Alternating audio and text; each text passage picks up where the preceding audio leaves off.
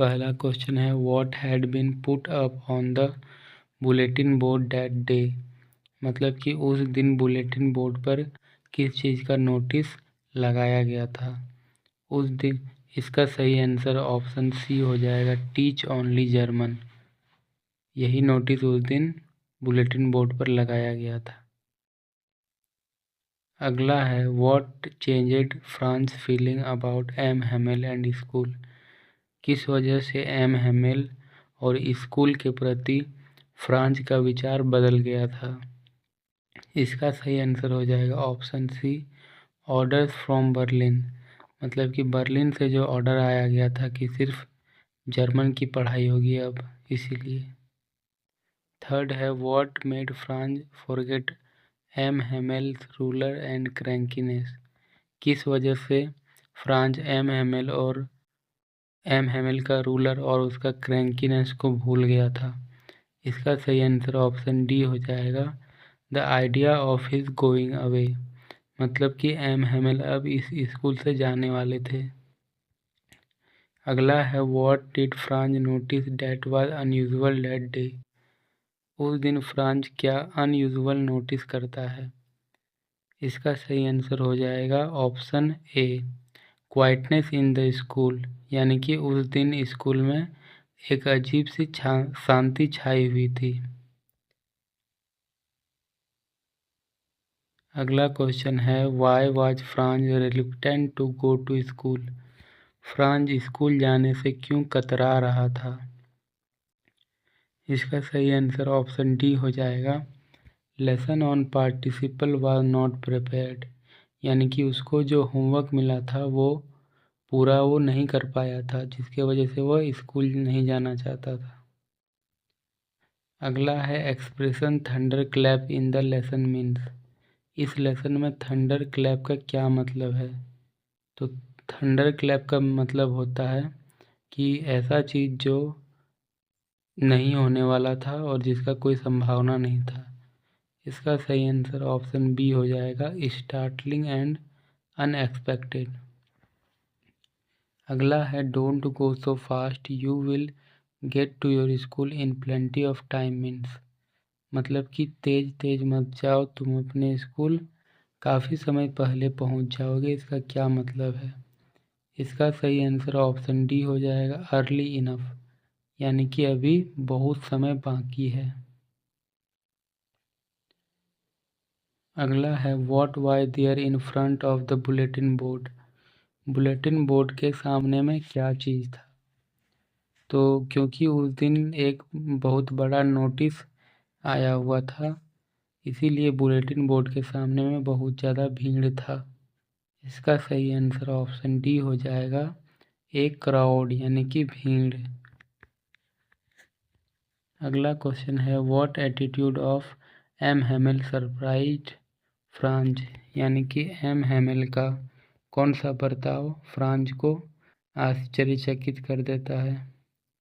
इसका सही आंसर हो जाएगा option A, soft and kind. क्योंकि उस दिन एम हेमेल बहुत ही ज़्यादा सॉफ्ट बिहेव कर रहे थे। अगला है who is M Hamel. M Hamel कौन है। ये बहुत इजी क्वेश्चन है। अगर आप लोग इस चैप्टर को पढ़े हुए हैं तो आप लोगों को पता होगा कि एम हेमेल इस चैप्टर में कौन है। एम हेमेल एक फ्रेंच के टीचर हैं। अगला है what is the theme of the last lesson. The last lesson chapter का थीम क्या है। मतलब कि इस चैप्टर में कौन सा फीलिंग जो है दिखाया गया है। इसका सही आंसर हो जाएगा ऑप्शन सी, पैट्रियोटिज्म यानी कि देशभक्ति। ये पूरा चैप्टर देशभक्ति पर टिका हुआ है। अगला क्वेश्चन है what was M Hamel going to question Franz about. M Hamel Franz को किस चीज़ के बारे में क्वेश्चन पूछने वाले थे। इसका सही आंसर हो जाएगा ऑप्शन ए, पार्टिसिपल। क्योंकि यही उसको होमवर्क में मिला हुआ था फ्रांस को।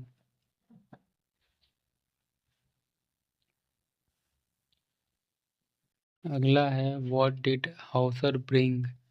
हाउसर यानी कि एक बूढ़ा आदमी था, वो स्कूल में क्या लेकर के आया हुआ था। तो उस दिन वह एक पुराना सा अल्फ़ाबेट वाला किताब लेकर के आया हुआ था जिसको प्राइमर बोलते हैं।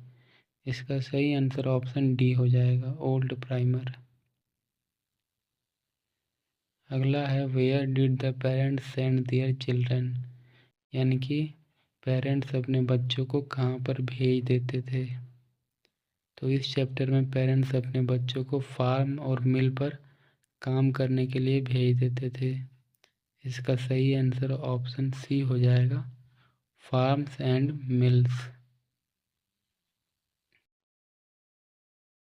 नेक्स्ट है why are the parents sending their children to the farms and mills, यानी कि पेरेंट्स अपने बच्चों को फार्म और मिल पर क्यों भेज देते थे। तो इसका सही आंसर हो जाएगा option D, to earn money, मतलब कि ताकि वे लोग और अधिक पैसे कमा सके। नेक्स्ट है what did M Hamel bring for his class on his last day in the school, यानी कि एम हेमल का उस आखिरी दिन का क्लास में वे बच्चों के लिए क्या गिफ्ट लेकर के आए हुए थे। तो उस दिन वे न्यू नोटबुक्स लेकर के आए हुए थे। इसका सही आंसर हो जाएगा ऑप्शन बी। नेक्स्ट है who is the author of the last lesson, ये भी काफ़ी बार पूछा गया क्वेश्चन है कि द लास्ट लेसन चैप्टर का ऑथर कौन है, राइटर कौन है। इसका सही आंसर हो जाएगा ऑप्शन सी, अल्फोंसो डाउडेट। ये बहुत बार पूछा गया है, इसको ज़रूर ही ध्यान में रखें। नेक्स्ट है why was Franz was shock to see M Hamel, Franz M Hamel को देख करके शॉक क्यों हुआ था। इसका सही आंसर हो जाएगा option A, because of his formal dress, क्योंकि एम हेमल उस दिन एक फॉर्मल ड्रेस में आए हुए थे, जो कि काफ़ी अजीब बात था।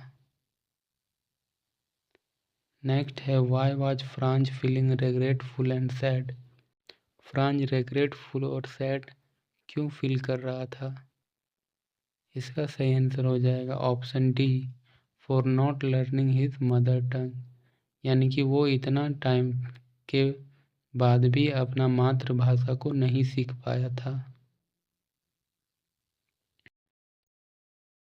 अगला है what changes did the order from Berlin cause in the school that day, Berlin से आया हुआ नोटिस स्कूल में क्या प्रभाव डालता है। इसका सही आंसर हो जाएगा strange quietness and sadness, option D, यानी कि उस दिन एक अजीब सी शांति थी और उदासी थी।